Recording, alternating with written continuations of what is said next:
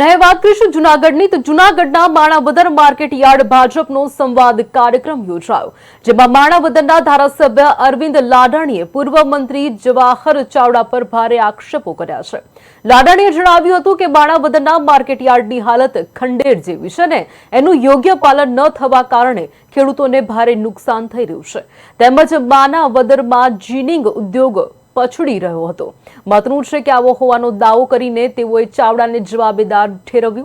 આ રાજકીય વિવાદે સ્થાનિક રાજકારણમાં ગરમી ફેલાવી છે।